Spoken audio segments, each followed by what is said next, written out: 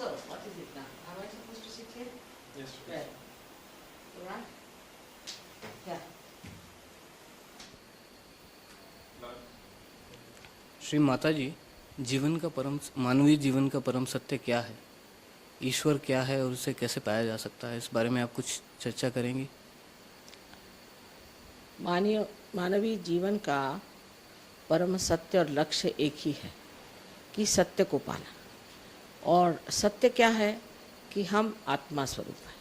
ये शरीर, मन, बुद्धि, अहंकार आदि हम नहीं, हम आत्मा स्वरूप हैं और उस आत्मा के स्वरूप को हमें पाना है। बस यही एक सत्य है और यही एक लक्ष्य है, क्योंकि आत्मा जो है ये एक सामूहिक चेतना का अवलंबन है। जी।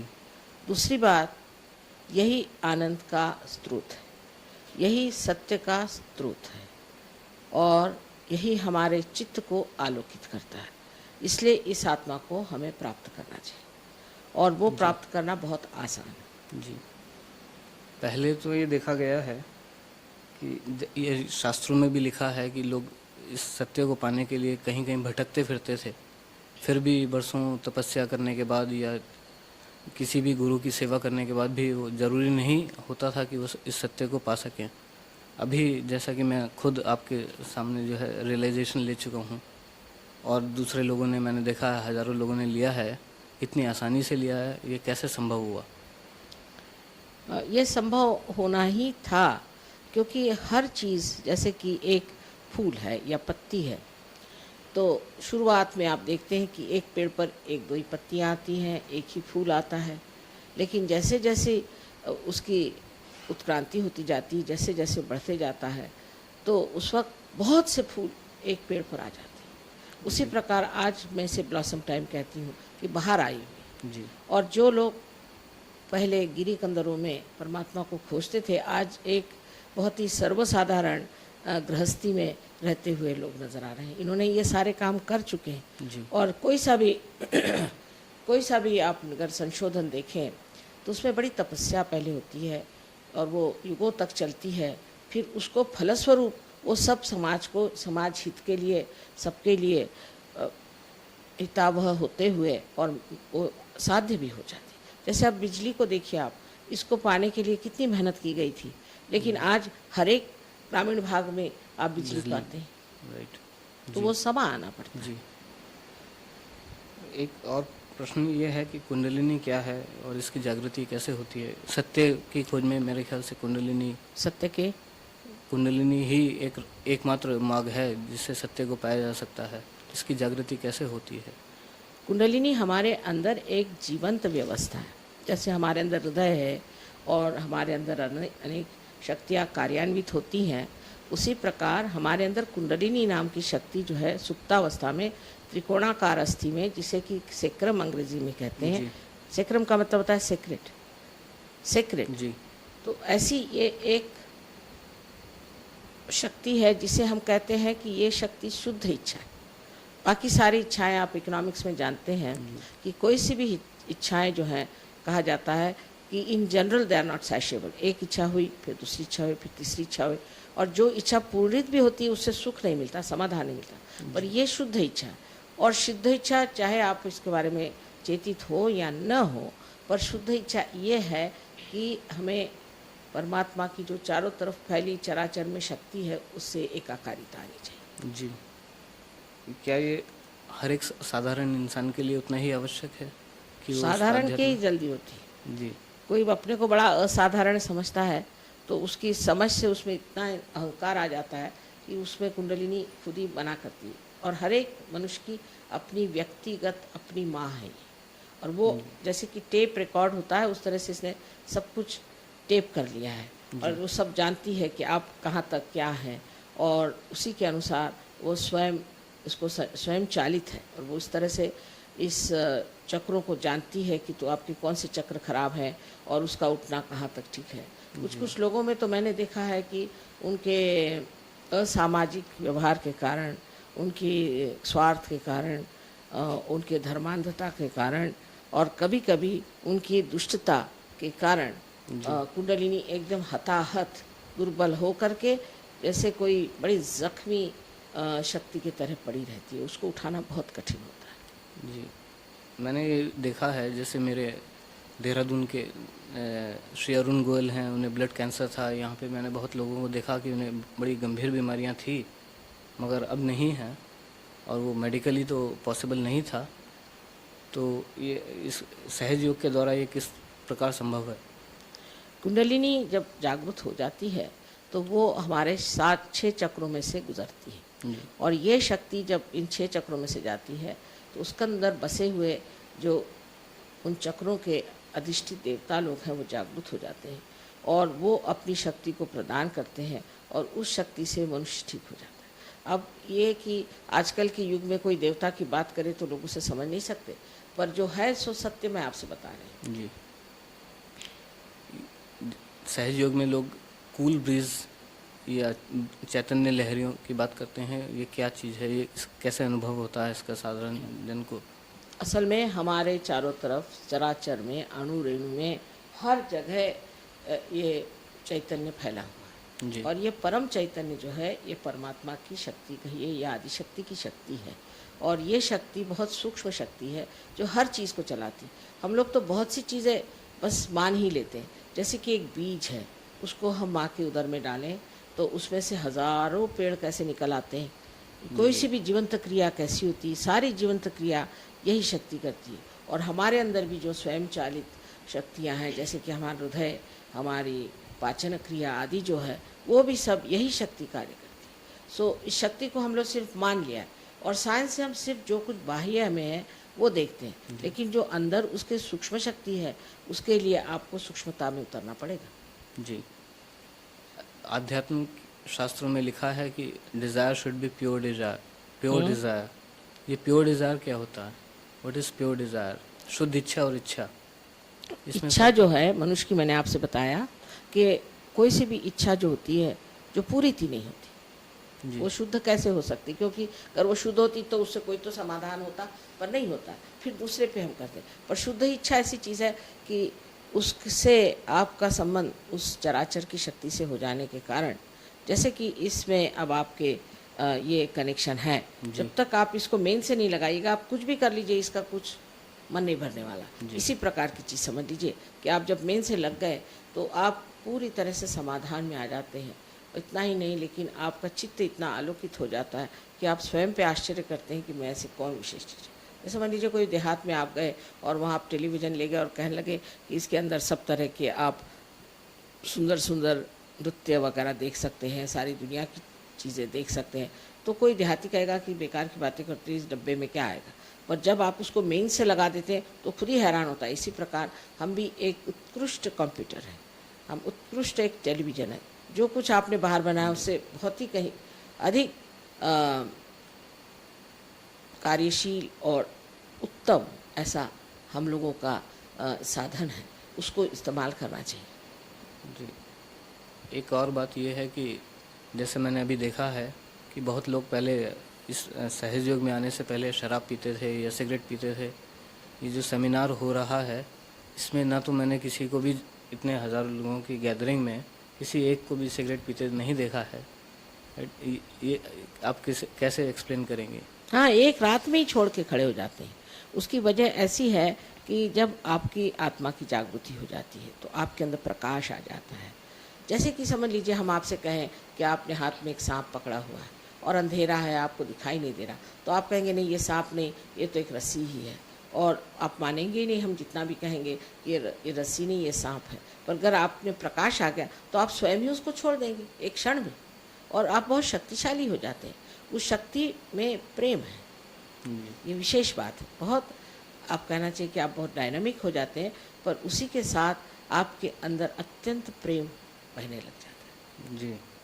एक और बात जो मैं आपसे बहुत ज़रूरी रूप से पूछना चाहता हूँ, ये है कि क्या साधारण जीवन जो है सिर्फ अच्छा होना काफ़ी नहीं है? उसे हर एक साधारण आदमी को आध्यात्म में उतरना उतना ही आवश्यक है जितना कि जो लोग प्योर डिज़ायर रखते हैं उनके लिए है? अपने जीवन में जो आदमी सोचते हैं कि हम अच्छा ही कर रहे हैं और हम ठीक से रह रहे हैं, तो उस पर मैं ये कहूँगी कि जो कुछ भी वो करते हैं उसमें एक तरह से उनके अंदर अहंकार जरूर जागृत होता है। और इसीलिए कृष्ण ने कहा कि सब कर्म करके तुम मेरे ऊपर छोड़ो, मैंने अकर्म में उतरूँ। ये सिर्फ आत्म साक्षात्कार के बाद हो सकता है। और दूसरी बात उन भक्ति के लिए भी कहा है, बहुत एक ही शब्द पे नचाया है, अनन्य, कि जब दूसरा नहीं होता है ऐसी आप भक्ति करिए, ये भी आत्म साक्षात्कार है। इसलिए जो रोज़ के जो जीवन में हम सोचते हैं हम अच्छा काम करते हैं, ये सिर्फ हमारी बौद्धिक समझ है, इससे परे नहीं।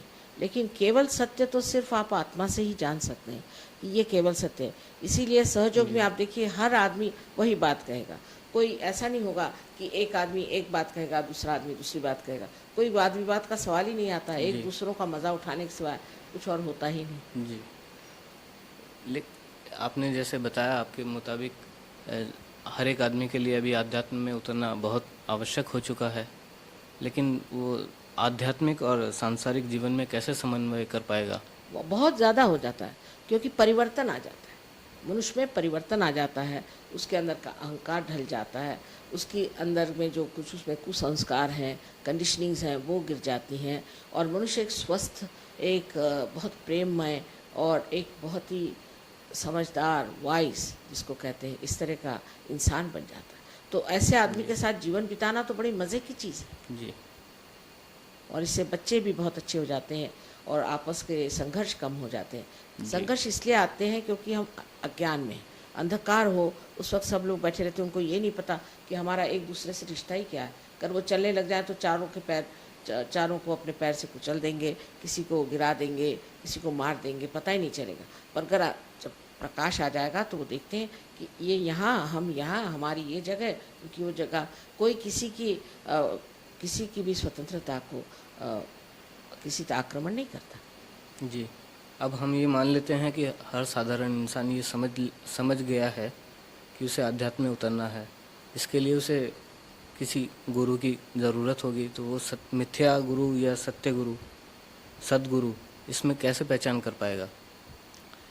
सद्गुरु के पहचान के अनेक लक्षण बताए गए हैं, सभी सद्गुरुओं ने इसके बारे में लिखा है, पर एक सर्वसाधारण एक सद्गुरु के बारे में ये सोचना चाहिए कि उसका चित्त कहाँ रहता है। उसका चित्त गरीबों में, तंग हुए लोगों में, उनकी परेशानियों में, उनकी आफतों में, उनके सारे जीवन में ही आप देखेंगे शुरू से ही। जैसे कि इस वक्त में हमारे यहाँ अपने देश के आज़ादी के लिए संघर्ष हुए थे, तो इन संतों ने, जैसे टुकड़ू जी महाराज वगैरह ने उसमें ये किया था, फिर गाड़गे महाराज वगैरह जो लोग थे, इन्होंने गरीबों की सेवा के लिए बहुत कुछ किया। तो इनका सारा चित्त वहीं रहता है। और रईस लोग और बड़े सक्सेसफुल लोग और बड़े, जिसको कहना चाहिए कि यशस्विता के चरम सीमा पे पहुँचे हुए लोग, जो राजकारण में बड़े ऊंचे पहुँचे हुए लोग हैं, उनसे दूर भागते हैं जी। उनसे चाहते हैं कि उनसे दूर ही रहें, और उनसे कोई उनको मतलब नहीं रहता।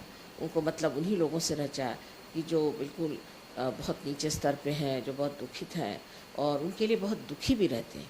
ये एक पहली पहचान तो ये है। दूसरा ये कि जो सद्गुरु होता है उसको आपके पैसा या आपकी कोई सी भी दुनियाई चीज़ में कोई भी इंटरेस्ट नहीं होता, कोई इंटरेस्ट नहीं होता। वैसे भी उसको पैसे की बात समझ ही भी नहीं आती जी। कि पैसा क्या चीज़ है, बैंक की क्या चीज़ है, बिल्कुल इकोनॉमिक समझ ही नहीं आता उसको। और वो बहुत दानी होता है, जो चीज़ हाथ में आए दान करते जाता है। हमारे घर में तो सब लोग डरते ही रहते हैं कि एक दिन ये सारा घर ही दान कर देंगे सब। हमारे घर वाले तो बहुत घबराते हैं हमसे कि इन्होंने न जाने कितनी चीज़ें दान कर दिया अभी और क्या करने वाली हैं। जैसा कि अभी देखने में आ रहा है कि पश्चिम में तेज़ी से राजनीतिक परिवर्तन हो रहे हैं, मार्क्सवाद एकदम ख़त्म हो चला है और टूटने लगे हैं ये देश, जिसमें एकदम नए राजनीतिक समीकरण तैयार होने लगे हैं, चाहे वह देश चेकोस्लोवाकिया हो, रोमानिया हो या रूस हो। इसका ये सब एकदम से क्यों हो रहा है पूरे संसार में? आपको विश्वास नहीं होगा, लेकिन योगा सेमिनार रशिया में हुआ था। जब उन्होंने मुझे बुलाया, मैं पहले रशिया हो आई थी, काफ़ी काम हो चुका था और सब ने कहा कि आप क्यों जा रहे हैं, तो मैंने यही कहा कि वहाँ सब योगा सेमिनार में ईस्टर्न ब्लॉक के लोग आएंगे। ईस्टर्न ब्लॉक के लोग आए, मुझे सिर्फ 45 मिनट मिले थे। 30 मिनट तो मैंने सहयोग के बारे में बताया और 15 मिनट में उन लोगों को आत्म साक्षात्कार हो गया। और जैसे मैं हॉल से बाहर निकली, वो सब छोड़ छाड़ करके बाहर चले आए, कोई अंदर बैठा ही नहीं। फिर उन्होंने अपने एड्रेसेस दिए, उसमें सब इन्हीं देशों के लोग थे, क्योंकि ये सहयोगी थे। जैसे ये वापस गए तो वहाँ ट्रिगरिंग हो गया। ये जो होते हैं एक जैसे कि माध्यम हो जाता है, जो माध्यम। और हंगेरी के लिए मैंने यही कहा था कि अगर एक भी हंगेरियन सहयोगी हो जाएगा तो हंगेरी जी स्वतंत्र हो जाएगा। जी और आपको आश्चर्य है वो लगेगा कि जिस दिन एक आदमी हमारे यहाँ है उसके 8 दिन में हंगेरी के यहाँ डिक्लेरेशन। जी और स्व का तंत्र जानना चाहिए, स्व का तंत्र जानना ही स्वतंत्रता है। और स्व माने आत्मा है। जी अगर आपने स्व का तंत्र नहीं जाना जी तो आप बेकार है। पर तांत्रिक और सहयोग में ऐसा अंतर है जैसे अंधेरा और प्रकाश, क्योंकि ये लोगों को कुछ मालूमात तो है नहीं, गलत सलत काम करते रहते हैं, झूठ बोलते रहते हैं, अंधश्रद्धा निर्माण करते हैं, लोगों को डराते हैं और बहुत ही अहिक चीज़ों के बारे में बातचीत करते हैं। और ये सारी भूत विद्या प्रेत विद्या है, यहीं तक कि सम्मोहन करना भी प्रेत विद्या और बड़ी दुष्ट चीज़ है। जो आदमी सम्मोहन करता है वो खुद ही बड़ी बुरी बहुत मरता है, और जिस पे सम्मोहन करता है उसकी भी ज़िंदगी बड़ी बर्बाद हो जाती है। जी। कहीं ऐसा तो नहीं कि संसार जो है दोबारा पूंजीवाद की तरफ बढ़ रहा हो, क्योंकि मार्क्सवाद तो अभी खत्म हो चुका चला है। ये दो एक्सट्रीम्स जो हैं, पूंजीवाद और कोई सी भी चीज़ एक्सट्रीम्स पे जाना यानी अपने संतुलन को खोना है। हमारे दिमाग में भी 2 लोब्स हैं, एक नहीं है, एक लेफ्ट में है एक राइट में है। जी तो जो आदमी बहुत ज़्यादा बाहर की ओर दौड़ता है जिसे एक्सट्रोवर्ट कहते हैं, तो उसका एक ही लोब माने उसका लेफ्ट लोब ही डेवलप होता है, राइट नहीं हो सकता। तो उसमें असंतुलन आ जाता है। इसीलिए पाश्चिमात्य देशों में हम यहाँ बैठे बैठे नहीं समझ सकते जब तक आप जाकर न रहें, क्योंकि मैंने तो बहुत ही ज़्यादा सफ़र किया हुआ है। और हम देखते हैं कि लोग इतने शुष्क हो गए हैं, इतने इंसानियत से गिर चुके हैं, वो इंसानियत मालूम ही नहीं। इतना ज़्यादा वहाँ पर हिंसाचार है। भ्रष्टाचार इसलिए नहीं है कि वहाँ भय है, पर भ्रष्टाचार भी, डेमोक्रेसी भ्रष्टाचार के बगैर मानो चल ही नहीं सकती, ऐसा लगता है। फिर उन्होंने इतनी गंदी गंदी आदतें ले ली हैं, क्योंकि अहंकार से भागने के लिए ड्रग्स और ये एड्स और न जाने कितनी आफतों में फंसे हुए हैं। मैं तो देखती हूँ अमेरिका में अधिकतर लोग बहुत ही नर्वस हैं, और उनके सारे नर्व्स जो हैं वो बिल्कुल पूरी तरह से अब कहना चाहिए कि जर्जर हो गए। जी और जो बाकी के लोग हैं वहाँ पर उनको भी स्किज़ोफ्रेनिया, किसी को कुछ ऐसी ऐसी बीमारियाँ हैं कि हम हिंदुस्तान में इसे देखते भी नहीं। जी तो उनमें क्या है कि संतुलन नहीं रह गया। तो जो लोग साइंस के पीछे में भागते हैं उनको पता होना चाहिए कि साइंस में मानवीय जीवन के लिए सिर्फ एक साधन मात्र है, वो सब कुछ नहीं हो सकता। उसकी अपनी भी परिसीमा है, उससे बाहर वो नहीं जा सकता। और सबसे बड़ी जो साइंस की खराबी वो ये है कि मनुष्य की जो इंसानियत है, जो उसकी ह्यूमैनिटी है, उसको नहीं छू पाता। जी इसलिए एक साइंस के पीछे भागने वाला आदमी बहुत ही ज़्यादा क्रोधी, बहुत ही ज़्यादा अपने में ही समाने वाला और समाज की व्यवस्था बिगाड़ने वाला होता है। वहाँ का समाज इतना तितर बितर हो गया है कि आपको आश्चर्य होगा कि इंग्लैंड जैसे शहर, इंग्लैंड जैसे देश में माँ बाप अपने 2 बच्चों को, कम से कम 2 बच्चों को 1 हफ्ते में मार डालते हैं। और कुछ तो वहाँ ऐसे भी हुए हैं कि जहाँ बहुत से नातिने जो हैं और उन लोगों ने अपने ग्रैंड पेरेंट्स को मार डाला। अरे एक एक तरह तरह के उनके मारने के ढंग को सुनिए तो आप आश्चर्य करें, और उनको बड़ा मज़ा आता है। मैं जब लास्ट टाइम गई थी वहाँ लॉस एंजलिस, तो जिस रास्ते से मैं जा रही थी तो किसी ने बताया कि इस रास्ते पर गए हफ्ते में 11 आदमी मारे गए। मैंने कहा किस लिए? कहले कुछ नहीं, at the heck of it, अरे बस निकाली बंदूक मार डाला। उनको इसी में मज़ा आता है, क्योंकि मनुष्य उसमें संतुलन सब खो जाता है। तो जिसके बाद जो सोचते हैं कि पाश्चिमात्य देश बहुत अच्छी हालत में है, तो ऐसा बिल्कुल नहीं, क्योंकि वहाँ पैसा ज़रूर है, लेकिन पैसा ही सब कुछ नहीं होता।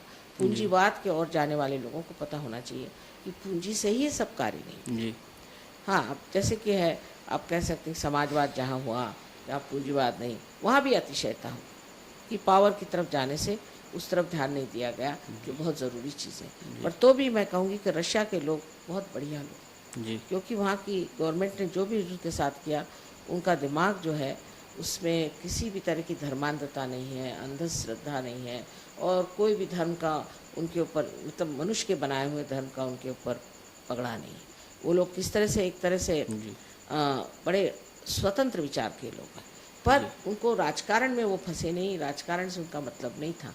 और अब जब हम जब वहाँ पहुँचे तो मैं इतने आश्चर्य में हूँ कि वहाँ लोगों ने श्री चक्र पे भी काम किया है जी और इतनी हमारे शास्त्रों की उन्होंने मतलब इतना अध्ययन किया हुआ, उनको इतना मालूम है जी और बड़े सुलझे हुए लोग हैं। लेकिन ठीक है कि क्योंकि उनकी गवर्नमेंट ने एक साइड ज़रा सी कम कर दी, पर मैं तो जानती हूँ कि वहाँ गोर्बाचेव जैसा आदमी जो कि एक आत्म साक्षात्कारी बड़ा ऊंचा इंसान है, उसकी गवर्नमेंट फेल करने के लिए लोग ये सब प्रॉब्लम खड़े कर रहे हैं। वहाँ खाना पीना वगैरह सब भरपूर है, वो बस उनको सताने के लिए वहाँ की जो कर्मचारी हैं, ब्यूरोक्रेट्स हैं, उन्होंने ये समस्याएं खड़ी की है। पर वहाँ खाने पीने के हर आदमी को वहाँ घर मिल जाता है। जी 5 पैसे में आप कहीं से कहीं जा सकते हैं। जी आप उनके अगर मेट्रोज देखें तो पैलेस के जैसे रखे हुए हैं, ऐसा सब आराम है। पर उनको जो स्वतंत्रता नहीं थी, उसके वजह से वहाँ हमारे लिए भी एक प्रश्न था कि हम वहाँ सहयोग नहीं ले जा सकते। जी लेकिन अब उस एक कहना चाहिए डिसिप्लिन नेचर में बढ़ने से उनमें एक तरह की बड़ी साधना सी है और जी वो इतने जल्दी सहयोग को प्राप्त करते हैं कि उनका कोई हेरिटेज नहीं है, पर इसको इतने जल्दी प्राप्त करते हैं और इसमें कहाँ से कहाँ उठ गए। यहाँ तक कि गवर्नमेंट ने हमको वहाँ रिकग्नाइज़ किया है। जी अभी जो एक नया दौर चला है, की प्राथमिकताएं क्या होनी चाहिए? संसार में निरस्तीकरण का एक नया दौर चला है। कौन श्री सा दौर? गोर्बाचेव के निरस्तीकरण, आर्म्स डिस्टेबलाइजेशन ऑफ आर्म्स, क्या? ये हथियार जो just put it off, I couldn't follow. निरस्तीकरण होता है ना, हैं? शस्त्र जो न्यूक्लियर आर्म्स निशस्त्रीकरण। ना, ये Just again, just cut it out this much part. Yes, this much part you'll cut it out later on. All right. Now again. पूछिए। संसार में निशस्त्रीकरण का एक नया दौर चला है। श्री गोर्बाचेव के आने राजनीति पर्दे पर उतरने के बाद उसका क्या भविष्य है? क्या वो तो मतलब कमाल की चीज़ है, क्योंकि जब 2 आदमी होते हैं तब झगड़ा होता है। जी एक हाथ से तो ताली नहीं बज सकती। उसका ये प्रत्यंतर है कि जो एक हाथ हट गया तो अब दूसरा हाथ क्या करे। उन्होंने अपने को पूरी तरह से और बड़े ईमानदारी के साथ अपने को हटा लिया। उसको हटाते ही दूसरा जो हाथ था उसको अब समझ नहीं आ रहा क्या करे। जी तो एक तरह से निशस्त्रीकरण तो करना ही पड़ेगा, और ये अगर पहले हो जाता तो बहुत ही अच्छा होता, पर सारी चीज़ का समय आना पड़ता है। तो उन्होंने निशस्त्रीकरण के बारे में बड़ी ईमानदारी से इसका कार्य किया हुआ और उसके मामले में किसी को शक नहीं। अब ये हो रहा है कि फिर काय को शस्त्र आप रखें, लेकिन अब भी कुछ कुछ देश हैं ज़िद्दी लोग, वो सोचते हैं कि नहीं ऐसे कैसे हो सकता है। उनको अभी भी अपने संरक्षण के लिए सोचते हैं कुछ रखना चाहिए, पर कोई संरक्षण की ज़रूरत ही नहीं। अगर आप निशस्त्र हैं तो आप बहुत ज़्यादा संरक्षित हैं। जी जैसे हम सहयोग में ये सोचते हैं कि अगर आप संत हैं तो आपको किसी के ऊपर कोई भी आक्रमण करने की ज़रूरत नहीं, क्योंकि आपके पास पूरी शक्तियाँ परमात्मा की हैं। कौन आपको हाथ लगा सकता है? और कुछ थोड़ा बहुत हो भी गया वो ठीक हो सकता है। जी ये जो शांति की स्थापना के लिए यूएनओ की स्थापना हुई थी, और ये काफ़ी समय पहले हुआ था, मगर मैं देखता हूँ और आपने भी देखा होगा कि ये कितना कई बार ये निरर्थक रहा है। उसकी वजह ये है कि युद्ध रोकने के लिए या फिर शांति स्थापित करने के लिए वीटो पावर भी कुछ नेशंस रखते हैं। They always veto it against each other. वो न्यूट्रलाइज हो जाते हैं जो कमज़ोर देशों के जो प्रस्ताव होते हैं, शांति प्रस्ताव। वो तो आप यूएनओ का फ्यूचर क्या देखते हैं, और वो संसार में शांति या यूनिटी लाने के लिए कितना सफल हो पाएगा? असल में आपको ये सोचना चाहिए कि जो लोग शांति प्रस्तापित करना चाहते हैं वो स्वयं शांति में है या नहीं, उन्होंने शांति को प्राप्त किया है या नहीं, स्वयं वो अशांत है। फिर यूएन का जो पूरा संगठन है वो बना हुआ है अनेक देशों पे। अब अनेक देशों में अनेक तरह की प्रणालियाँ और अपनी विचारधाराएं हैं, गतिविधियां हैं, और वो उसी चीज़ को मान्यता देते हैं कि अगर कोई सोचता है कि मैं सही हूँ तो सोचता है यही सही है। वो ये नहीं सोचता कि मुझे शांति रखनी है। तो ये डावाडोल, जैसे समझ लीजिए इनकी जो इमारत है एक डावाडोल चीज़ पर खड़ी हुई है। पर अगर इसमें के लोग स्वयं उस शांति को प्राप्त करें अब आपको सुनकर खुशी होगी कि यूएनओ में भी सहयोग मेडिटेशन सेंटर बन गया। जी उसमें अगर ये मेडिटेशन से इस शांति को प्राप्त कर लें जी तो उनके अंदर वो एक मूक शक्ति आ जाएगी जो कार्यान्वित होगी, और इतना ही नहीं, उनके जीवन का असर भी लोगों पर पड़ेगा। जी अभी तो हर जो कोई भी वहाँ सेक्रेटरी जनरल होता है उसको हर देश को खुश करना पड़ता है, क्योंकि वो देश उन्हें पैसे देते हैं, और अगर ज़रा सी कोई बात हो जाए तो देश नाराज़ हो जाता है। खास करके अभी अभी आपको मालूम है कि यूनेस्को पर अमेरिकन एकदम नाराज़ हो गए और उन्होंने अपने पैसे हटा लिए। जी तो इस तरह के जहाँ की आपको संस्थाएं मिलती हैं, जहाँ आपको दूसरों को हर समय खुश करना पड़ता है, उनकी मर्जी रखनी पड़ती है, तब ऐसी ऐसी संस्थाएं किस तरह से कोई भी कार्य को सिद्ध कर सकते हैं? नहीं कर सकते, क्योंकि उनको हर समय हर आदमी को खुश करते होना पड़ता है। हाँ, पर अगर इसमें जो नियुक्त लोग हैं वो सिद्ध हो जाएं, और जिन्होंने इनको नियुक्ति दी है वो साफ साफ कह दें कि इनकी नियुक्ति में हम कोई भी बीच में दखल नहीं करें, जी तब फिर कार्य हो सकता है। उसके लिए सहयोग फैलना बहुत ज़रूरी है जी कि जहाँ जहाँ सहयोग फैला है वहाँ वहाँ लोग शांति में, आनंद में हैं, और वो चाहते हैं कि सबको ही शांति मिले। जी लेकिन जिनको यहाँ शांति के पुरस्कार भी मिलते हैं, बड़े अशांत लोग हैं। मैंने देखा है कि इनको शांति के पुरस्कार कैसे मिले पता नहीं, अंदर से तो इतने अशांत है, ऊपर से इनको शांति के पुरस्कार दिए जा रहे हैं। वह बड़े आश्चर्य की बात है। जी कुल कितने देशों में सहयोग फैल चुका है अब तक? अभी तो मेरे ख्याल से 36 देशों में है, हिंदुस्तान छोड़ करके, पर अब कहना चाहिए हिंदुस्तान मिला के, रशिया मिला के 38 नेशंस में हमारे बहुत जोरों में काम चल रहा है। इसमें पर ऐसे हर एक देश में है, सिएरा निवाड़ा है, ये है वो है, ऐसे छोटी छोटी जगह बहुत है। और साउथ अफ्रीका में 2000 लोग सहयोग कर रहे हैं। जी, ये बड़े आश्चर्य की बात है। बहुत आश्चर्य। जी, राजनीति से इस संबंध एक और सवाल मैं पूछना चाहता हूँ, हिंदुस्तान की राजनीति से। हिंदुस्तान में भी अभी एक बहुत बड़ा राजनीतिक परिवर्तन आया है। पहली बार ऐसा लगा है कि लोगों ने क्लियर जो गवर्नमेंट के रूलिंग गवर्नमेंट के खिलाफ कोई क्लियर वो वीटो किया हो। नई सरकार हर जगह आई है, चाहे वो दक्षिण हो या उत्तर हो, हर जो रूलिंग पार्टीज थी उन्हीं के खिलाफ वोट दिया गया। और अभी लोग एक बिल्कुल नया पर्दा जो राजनीति का आया है, उसका वो भविष्य में किस रूप को धारण कर सकता है? मतलब हिंदुस्तान के लोग भ्रष्टाचार से हमेशा तंग आ जाते हैं, लेकिन भ्रष्टाचार से तंग आने पर भी जिन लोगों को उन्होंने सिलेक्ट किया है, जब तक वो इस सत्य को न जाने कि भ्रष्टाचार हटाने के लिए हमें यहाँ लाया गया है और हमें हर हालत भ्रष्टाचार हटाना चाहिए, और ऐसे लोग कि जो भ्रष्टाचार में रत हैं उन लोगों को बिल्कुल ही निकाल देना चाहिए, उनसे कोई संबंध ही नहीं रखना चाहिए। ऐसी अगर शुद्ध अगर हमारी व्यवस्था हो जाए तो अपना देश तो वैसे भी बड़ा सात्विक, बहुत ही धार्मिक और अत्यंत सुंदर देश है। ये तो योग भूमि है। अभी मैं आपसे बता सकती हूँ कि लाल बहादुर शास्त्री के प्रति लोगों को कितनी श्रद्धा है जी। और जब उनकी मृत्यु हुई थी तो मैंने देखा कि मिलिट्री वाले भी ऐसे रो रहे थे जैसे उनका बाप ही मर गया। वो भी अपने को किसी तरह से संभाल नहीं पा रहे थे।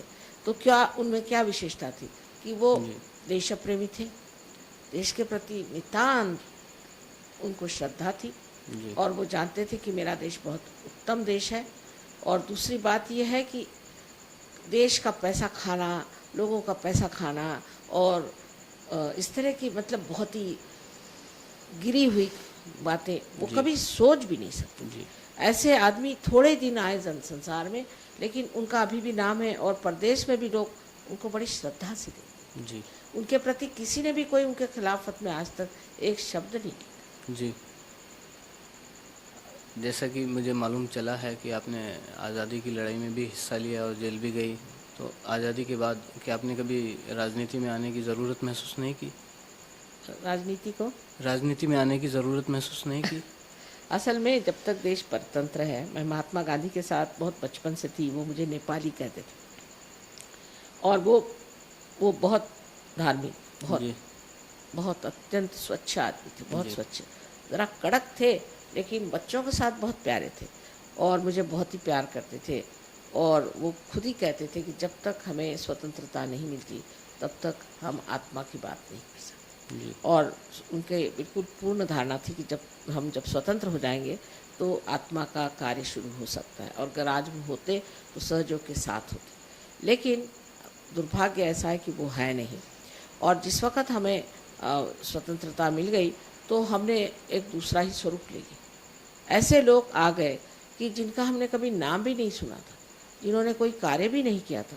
हाँ, ये बात सही है कि उस वक़्त स्वतंत्रता के इसमें मैं पूरी तरह से थी। बहुत छोटी उम्र में ही मुझे पुलिसों ने बहुत सताया था, इलेक्ट्रिक जी शॉक्स दिए थे, मुझे बर्फ़ पे लिटाया था। जी पर मैं जेल कभी नहीं गई, क्योंकि जी मैं इधर उधर भागती रही घर छोड़ करके, जी और काफ़ी कार्य मैंने किया। जी जेल नहीं गए, पर मेरे माँ बाप बहुत जेल गए, उन्होंने बहुत त्याग किए और बड़े कमाल के लोग थे। कभी मेरी मदर जो थी वो कभी झूठ ही नहीं बोलती थी, जी और बेचारी 5 मरतबा जेल गई। हम 11 भाई बहन थे, जी और फादर भी हमारे, सब कुछ उन लोगों ने सेक्रीफाइस कर, और उनको कोई और चीज़ चाहिए ही नहीं थी, बस ये कि देश के लिए ये करना है। हमने तो बहुत बड़े बड़े लोग देखे हैं जीवन में, और जी मैं सोचती हूँ कि दुर्भाग्य है कि हमारे बच्चे वो चीज़ नहीं देख पाते हैं जो हमने देखा। जी। ऐसा कहा जाता है कि स्वर्ग भी धरती पर है और नर्क भी धरती पर है। इस क्या ये वास्तविकता है या भ्रामकता है? या स्वर्ग स्वर्ग और नर्क दोनों ही धरती पर हैं, ऐसा बिल्कुल ये धरती पर है ही, लेकिन स्वर्ग की जो हमें कल्पनाएं हैं वो थोड़ी सी विकृत है, क्योंकि जी हम जो जिस जिस सतह से उस बारे में सोचते हैं, वही सोचते हैं कि स्वर्ग का मतलब ये है कि खूब खाने पीने को होगा, और उसमें मोटरें चलेंगी, और हम ऐसा होगा। स्वर्ग का मतलब ये है कि हमारी स्वयं स्थिति, अब जैसे आत्मा की स्थिति जब मनुष्य को प्राप्त होती है तो वो सिर्फ आत्मा ही का संतोष और उसका आराम देखता है। जी अब जैसे आप जानते हैं कि हम बड़े घर में पैदा हुए जी और रियासत रही, और फिर उसके बाद पिता भी हमारे जेल गए, तो फिर हम लोग बिल्कुल झोपड़ियों में भी रहे, और जी फिर मेरे पति भी काफ़ी बड़े घर के हैं, और वैसे भी हम जी लोग ऐसी रियासत में रहे। लेकिन आप कहें तो मैं कहीं भी ज़मीन पे सो सकती हूँ, कहीं पे रह सकती हूँ, मुझे कोई प्रश्न नहीं। ऐसे सहयोगियों को देखिए, इनके सबके अपने मकानात हैं, इनके पास मोटरें हैं, सब कुछ है, बड़े आराम से रहते हैं। लेकिन यहाँ देखिए कैसे रह रहे हैं, इनको कोई नहीं, जी इनको बस जहाँ आत्मा का आनंद आने लग गया तो उसको ये ऊपरी चीज़ें सूझती नहीं, और जी उसमें वो आनंद देता है। जी। आजकल पर्यावरण एक बहुत महत्वपूर्ण विषय बन चुका है। संसार में इसे बड़ा महत्व दिया जा रहा है, मगर आज वातावरण इतना दूषित हो चुका है कि उसे कैसे सुधारा जाएगा? इस बारे में आप इसका क्या सुझाव वातावरण देंगे? दूषित होने का कारण यह है कि एक सत्य हमें जान लेना चाहिए कि मशीनें हमने बनाई हैं हमारे लिए, हम उनके लिए नहीं। उसका संतुलन नहीं। मशीनें बनाने की जहाँ तक ज़रूरत है वहीं तक बनानी चाहिए, जी क्योंकि वो भी जब तक उसको आप पूरी तरह से इस्तेमाल नहीं करेंगे तो वो आगे चल नहीं सकती। अब उस संतुलन के लिए पहले सामूहिकता आनी पड़ेगी। जब सामूहिकता आ जाएगी तो मनुष्य सोचेगा कि मैं कितनी मशीनें बनाऊं, जितनी ज़रूरत है उससे ज़्यादा। जैसे घर गृहस्थी की औरत होती है, वो ये सोचती है अच्छा मैं कितना खाना बनाऊं जिसकी ज़रूरत है, पर अगर वही घर एक किसी आदमी को दे दीजिए तो वो कहेगा चलो इतना बनाएंगे, फिर बाकी का बेचेंगे और बाकी का ये करेंगे। तो जब हमारे पास सब साधन है, क्यों ना हम इस तरह से करें। तो स्त्री का ये होता है कि जितना ज़रूरी है संतुलित उतना बनाना चाहिए। इसी प्रकार हमें मशीनों को भी संभालना चाहिए, और इस तरह से हम लोग बहक जाएं। जैसे कि प्रदेश में तो बहुत ही ज़्यादा ये प्रश्न है, बहुत बड़ा प्रश्न है, पर सहयोग से उसमें भी थोड़ी मदद होती है। वैसे कि एक हमारे एग्रीकल्चर के एक्सपर्ट हैं, आप मिलेंगे उनसे, mister Hamid, doctor Hamid, Austria के। हाँ ऑस्ट्रिया के। तो वहाँ पर ये प्रश्न खड़ा हुआ कि वहाँ के जो बहुत सारे फॉरेस्ट हैं उसमें इस तरह से दूषित हवा के कारण और एसिड रेन के कारण उनकी सबकी मृत्यु हो रही। तब इन्होंने सहयोग के, हम जिसे कहते हैं कि वाइब्रेटेड वाटर जो होता है, वो उसमें डालने से वो बता रहे थे कि 60 साल के ऊपर के तो नहीं बचा पाए, पर उसके नीचे के जितने भी थे सब बच गए और सब हरा भरा हो गया। जी, उन्होंने मुझे कुछ फोटोग्राफ्स दिखाए थे वाइब्रेटेड सीड्स और नॉन वाइब्रेटेड सीड्स के ऊपर। वाइब्रेटेड सीड्स के जो प्रोडक्शन था वो नॉन वाइब्रेटेड सीड्स की अपेक्षा 30% अधिक था। बहुत अधिक होता है। तो ये वाइब्रेशन से क्या उसमें प्रक्रिया शुरू हो जाती है? वाइब्रेशंस का मतलब है उसमें 3 शक्तियाँ कम से कम निहित होती हैं। जी। एक तो शक्ति है कि जिसे आप कह सकते हैं इलेक्ट्रोमैग्नेटिक जो होती है वो, फिर उसमें प्राण शक्ति होती है। जी। ये दोनों राइट साइडेड शक्तियाँ, और दूसरी जो शक्ति होती है वो है मनस शक्ति। तो मनस शक्ति से क्या होता है कि जो इस परम चैतन्य की जो इच्छा है वो पूरित होती है, जी। ये। और तीसरी ये है कि उत्क्रांति। तो जैसे उत्क्रांति, जैसे आप समझ सकते हैं कि एक जेट हमने बनाया, या समझ लीजिए हमने आकाश में स्पेस क्राफ्ट भेजा, तो वो किस तरह से भेजा कि एक स्पेस क्राफ्ट में बहुत से, पहले नीचे में एक वेस्टिब्यूल होता है, फिर उसके ऊपर में होता है, फिर उसके ऊपर में होता है। तो पहले एक सारा का सारा ऊपर जाएगा, जी। तो उस वक्त में उसकी जो गति है, स्पीड है, वो स्लो होती है। फिर उसके बाद में नीचे वाला एकदम एक्सप्लोड होता है, जी। फिर उससे दूसरी गति आ जाती है, एक्सलरेटेड जिसे कहते हैं। फिर उससे फिर दूसरा हो जाता है। इसी तरह से ये उत्क्रांति का भी उस वाइब्रेशंस शुरू हो में जाता है। वो शक्ति है। तो वो क्या करता है कि इसको ट्रिगर करते रहते हैं, और उससे यानी आपको आश्चर्य होगा कि हमने 1 किलो में बासमती चावल, यानी 1 एकड़ में हमने बासमती चावल लगाया था, वो था करीबन 60 किलो, जी। और उसमें 1400 किलो आए। जी। और उसकी जो बीजे थे वो इतने सुंदर बासमती की, लोग कहते हैं ऐसे हमने बासमती देखी नहीं, और वहाँ कहते थे बासमती होगी ही नहीं। जी। ऐसे ऐसे थी, जैसे ऑलिव है, ऑलिव हमने लगाया वो आ गया, आपके ट्यूलिप्स हैं वो आ गए। वाइब्रेशन से कोई भी चीज़ जो कहते हैं नहीं हो सकती, सब हो सकती। जी। बहुत सी चीज़ें ऐसी हैं जो कि हिंदुस्तान में नहीं हो सकती, वाइब्रेशन से हो सकती। अब 1-2 व्यक्तिगत सवाल मैं पूछना चाहूँगा। मैंने जितनी बार भी आपके दर्शन किए हैं, या उनका मुझे लाभ मिला है दर्शनों का, मैंने ये नोट किया है कि आपको फूलों का बेहद शौक़ है, और उसमें भी ख़ास तौर पे गुलाब का। इसके नहीं, गुलाब का ऐसा नहीं, मुझे सभी फूलों से शौक़ है, पर मुझे सुगंध अच्छी लगती है, क्योंकि सुगंध जो है वो पृथ्वी का कॉजल है, जैसे कि जी। कहना चाहिए कि उसी से पृथ्वी बनी हुई है। और क्योंकि पृथ्वी तत्व बहुत महत्वपूर्ण चीज़ है, इसलिए मुझे सुगंध कोई सी भी, वो जो कि कृत्रिम ना हो, जी। जो नेचुरल है, वो अच्छी लगती है। और मुझे और भी एक शौक़ है, बच्चों का मुझे बहुत शौक़ है। जी। मुझे कि आप 100 बच्चे भी दे दीजिए तो मैं सब दुनिया भूल करके बैठ जाऊंगी। और जी। फूलों का मुझे शौक़ ऐसा नहीं कि मुझे फूल चाहिए, पर अगर कुछ देना ही है तो मुझे फूल ही दे दीजिए, जी। और कुछ नहीं चाहिए, ऐसा मैं कहती हूँ। पर मुझे कोई ऐसा नहीं है कि मैं इतना मुझे शौक़ है कि मैं फूलों के पीछे मैं बिल्कुल आप फूल दीजिए, नहीं तो इधर, ऐसे नहीं। लेकिन ये कि फूल जितने संसार में ज़्यादा बढ़ेंगे उतना हमारा जीवन सुगंधमय हो जाएगा। और फूलों से बहुत कुछ सीखने का भी है, कि कितना एक क्षणिक भर रहता है, लेकिन वो सबको सुगंध देता है, और कैसी शोभा बढ़ाता है सबकी, उससे बहुत कुछ सीखने का है। और फूल जो है ये एक चरम सीमा में पहुंचा हुआ एक पेड़ का एक प्रतीक है, और उस फूल ही से फिर फल बनते हैं, इसलिए ये बड़ा प्रतीक रूप भी है। और आप जानते हैं कि सारे जितने भी आध्यात्मिक लोग हो गए, उनको फूलों से बहुत प्रेम रहा है, जी। और निसर्ग से भी बहुत प्रेम रहा। पर अब समय कहाँ है कि निसर्ग से प्रेम करें, पर सबसे ज़्यादा प्रेम तो मनुष्य से करना चाहिए। जी। क्योंकि मनुष्य में सबसे निसर्ग सबसे ज़्यादा प्लावित हुआ है। जी। सिर्फ उसमें जो कुछ बादल आए हैं उसको अगर हटा दीजिए तो मनुष्य से बढ़ के और कोई सुंदर चीज़ नहीं। जी। परमात्मा ने सबसे उच्चतर चीज़ मनुष्य को बनाया, जी। सिर्फ अभी तक उसने अपना ठौर नहीं पाया। जिस दिन वो पा लेता है तो वो तो इतना बढ़िया हो जाता है। आप देखिए इन लोगों को, ये आपस में कैसे प्रेम से रह रहे हैं। 36 देश के लोगों ने कोई झगड़ा नहीं, तंटा नहीं, कोई बात नहीं, आपस में इनका प्रेम देखकर ही मेरा तो जी इतना खुश हो जाता है। जी। आपको संगीत का भी बहुत शौक़ रहा है? ऐसे तो मुझे सभी कलाओं में बहुत ये है। मुझे, आप जानते हैं, मुझे शिल्पकला और हस्तकला और संगीत, इसके अलावा आर्किटेक्चर, सभी चीज़ों में मुझे बहुत रुचि है, हर एक चीज़ में। यहाँ तक मेडिकल में भी मुझे बहुत रुचि है। और ज्ञान जो है सब अपने ही दिमाग में होता है। जो कुछ साइंटिस्ट जानते हैं, जो बाहर है, आया है, जो बाहर है, उसे देखते हैं, पर जो निहित है अगर उसको जानने की आप में शक्ति हो तो आप हर एक सब्जेक्ट को जान सकते हैं। जैसे कि आप यहाँ पूछ सकते हैं, एक साहब ने आके मुझे जेनेटिक्स के बारे में पूछा, और मैंने सोचा कि इनको ज़रूरी बताना, तो उन्होंने बहुत सी ऐसी बातें बता दी, और वो कह रहे हैं अब उसका रिसर्च हो रहा है। किसी ने कुछ पूछा उस पर मैंने बता दिया। पर ऐसा है कि जो पूछने वाला हो वो भी एक अधिकारी होना चाहिए। जो आदमी आकर के कहे कि आपको बताना ही पड़ेगा, नहीं तो मैं आप पे बंदूक लगाऊंगा, तो मैं तो कुछ नहीं, फिर तो मैं बिल्कुल बुद्धू बन के बैठ जाऊंगी। जी, वैसे तो आप इतनी व्यस्त रहती हैं, मगर फुर्सत के क्षण जो भी मिलते हैं आपको यदा कदा, वो आप कैसे व्यतीत करना पसंद करती हैं?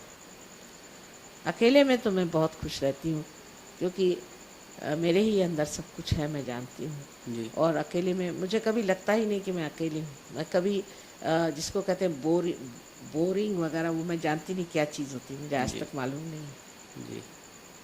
इसके अलावा एक और लास्ट क्वेश्चन जो मैं पूछना चाहता हूँ,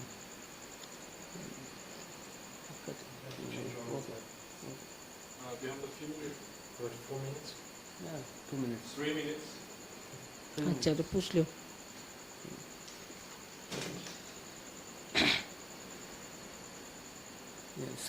आगामी संसार को आप का भविष्य क्या है? जो संसार अभी आने वाला है, पूरा उसका भविष्य क्या रहेगा? आने वाले वर्षों में संसार क्या रूप रखेगा, धरेगा? मैं तो सोचती हूँ कि कलयुग खत्म हो गया अब, और उसकी जगह कृतयुग आ गया है, जी। और उसका प्रकाश फैल रहा है। जी। कृतयुग का मतलब है जहाँ ये परम चैतन्य कार्यान्वित हो, जी। वो कृतयुग शुरू हो गया। और उसके बाद अब सत्ययुग बिल्कुल दरवाजे पर खड़ा हुआ है।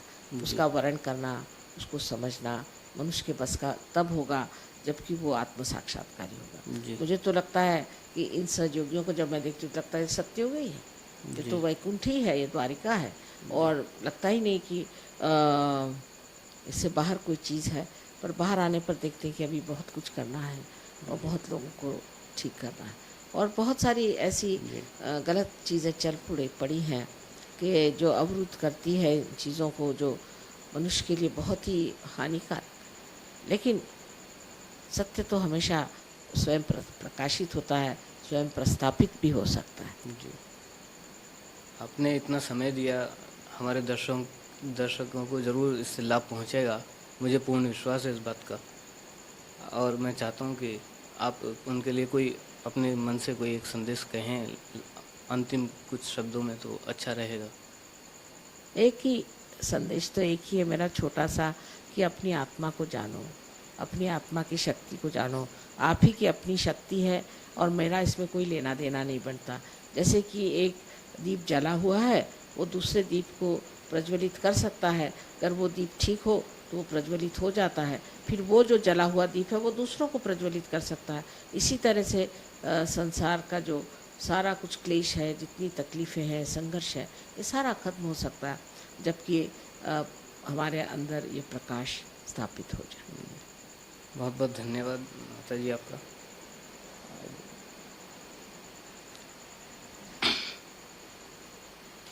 Done? Yes, sir. All right. Yeah.